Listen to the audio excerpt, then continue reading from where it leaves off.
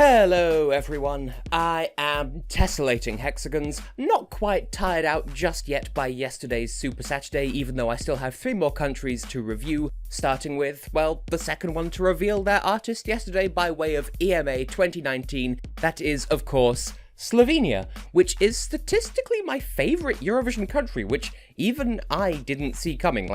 Seriously, I did the maths a couple of years ago, and that seems to still hold true today. Slovenia is my favourite Eurovision country, despite me expecting it to be like San Marino or somewhere, but I digress. The Slovene entrant at Eurovision 2019 is going to be Zala Kralj and Gašper Šantl with the song Sebi, presented fully in Slovene. The title means oneself, music and lyrics by Zala and Gašper, and you can really tell that it's a personal, passionate, something else that begins with P project. It's really, I would say it's like nothing else we've seen at Eurovision. That's not entirely true. It is like nothing else we've seen this season though, but as ever, I'm getting a little bit ahead of myself. Let's start with my first impressions, as we always do. Right then, out of all the national finals that were happening yesterday, EMA was the only one that I actually watched, and you know what? I'm actually really glad that I did, but I'll talk about that a bit more later on in this review. When I first heard this particular song during the show, and then again during the show's super final, there were 2 songs that it reminded me of more than any others. One of those was O Jardim, that represented Portugal last year, and Chmarki by the duo Schumer from Belarus's national final also last year, but unfortunately wasn't quite as successful as O Jardim. And I'm not saying that this is a copy of either of those 2 songs by any means whatsoever. It's not derivative, it's just that those 3 songs are all kind of part of the same family, the same genre, almost, I suppose. They have a lot in common without treading on each other's toes, if you know what I mean. And you know what? I'm completely okay with that.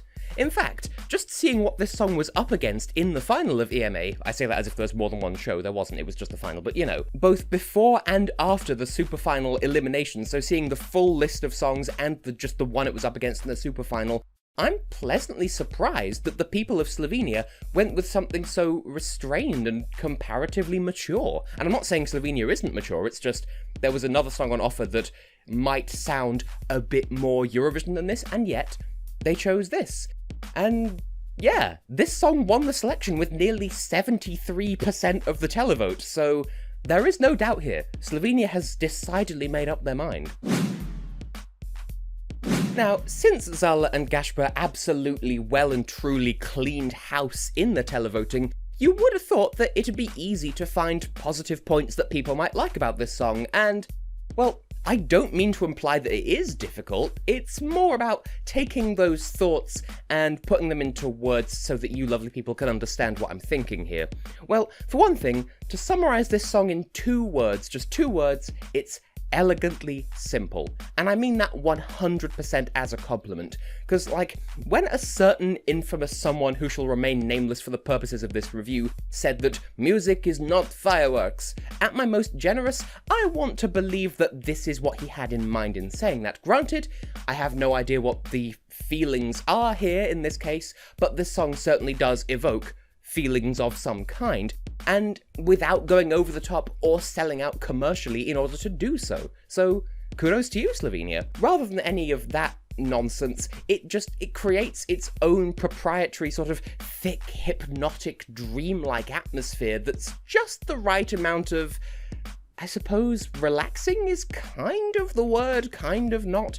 It feels like the song is a good night's sleep, complete with a deep and emotionally complex dream along the way that you can't fully remember upon waking up. For that matter, I want to praise everything about the vocals on this track in particular.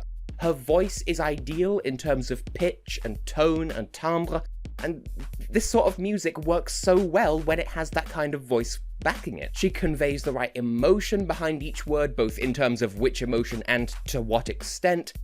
Whether you understand Slovene or not, it does make that connection if you're willing to give it the time of day. And she absolutely rides the waves that are the tune of this song. It really is gorgeous, to be honest. And to top all of that off, with the live performance, we have some really effective cinematography to keep us invested. Most of the time, anyway. Yeah, this is a bit of a 50-50 thing, to be brutally honest. Half of the time, we have tight, focused camera work that really allows us to forget the rest of the world and just, forget the stage and just lose ourselves in the world that the song creates. And that is excellent. But stick a pin in that idea, we're gonna come back to it in a moment.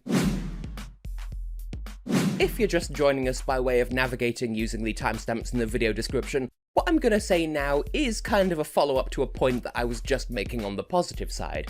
While for half of the live performance, the camera work and stage presence and everything is just excellent and captivating, the rest of the time the camera zooms way back out and just reminds us that we're watching two people standing idly and plainly in the middle of an empty stage, doing nothing but singing and poking at a writing desk, and the stage in Tel Aviv is bound to be much larger than the one at EMA. Yeah, Sweden made a very similar mistake at the contest proper last year, at one point in the song zooming all the way out so that we could clearly see the limits of the staging that they were working with, which thoroughly breaks our immersion in the performance outright. Stay close and stay artsy, Slovenia, or else it'll be just too easy to detach ourselves from what is already a very risky song in the first place. Realistically, that's another point unto itself. If you like this song, you're sure to fight its corner to the bitter end, but if you don't, I don't think you'll hate it necessarily, so much as immediately forget about it and move on when the next big thing emerges, and if you do, that is valid, but low-key you are kinda missing out, but it's not my place to tell you what you should and shouldn't like. But nevertheless, that is kind of the tea here. If a listener can't engage with this song, they will probably forget about it because of how relatively minimalist and inoffensive it is. So, yeah. While I do praise this song's simplicity, it does come at the cost of being rather esoteric. If nothing else, at the time of recording this, I still have no idea what the song's actually about. I understand the title, and that is literally it. And the live staging gives nothing away either. Like, yeah, it's artsy and stylized, but beyond that, I do not know what's going on. So, if the 73% of televoting Slovenians fell in love with this song because of some profound, deep emotional connection, they're going to need to accept that that profound, deep emotional connection is completely lost on the voting public at Eurovision. Granted, that's not entirely the song's fault, but still, this isn't the sort of song whose underlying message presents itself all that easily, if you see what I mean. Now, you might think, based on everything that I've said so far, based on that relatively impatient list of potential points that you might not like about this song, that I might not enjoy it either, but allow me to surprise you. After some deliberation, I think that Zala and Gašper have earned a solid 9 out of 10 from me personally on my subjective personal how do I feel scale. Granted, it is a bit situational, but this is the type of song that I'm perfectly capable of getting into and enjoying. I may not understand it fully just yet, but even without that, I can still let it into my heart and take me into a Slovenia-flavoured dream world for 3 minutes.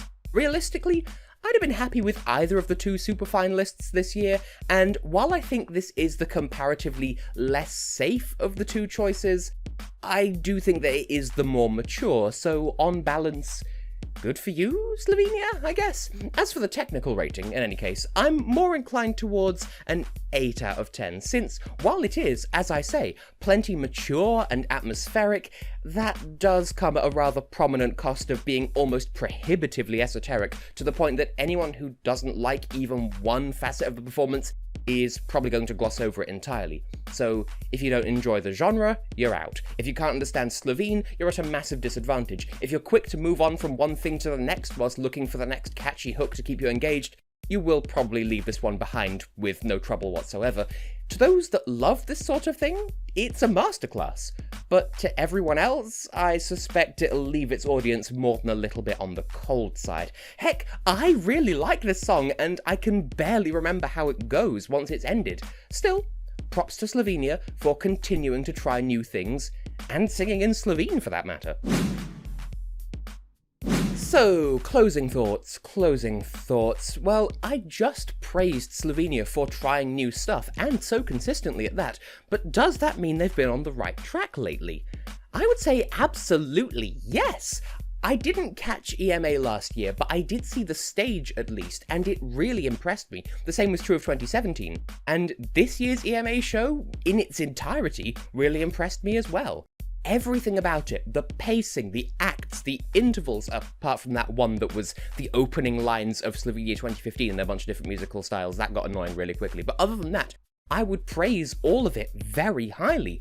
Format-wise, it's one of the best national finals on the market at the moment. It's up there with the likes of Adal and, begrudgingly, Melodifestivalen. And the fact that it's produced songs like Hvala and Sebi should just serve as further testament to its potential. I would love to see Slovenia host Eurovision as a whole one day. They would probably do an excellent job of it. But is that hosting gig likely to happen anytime soon?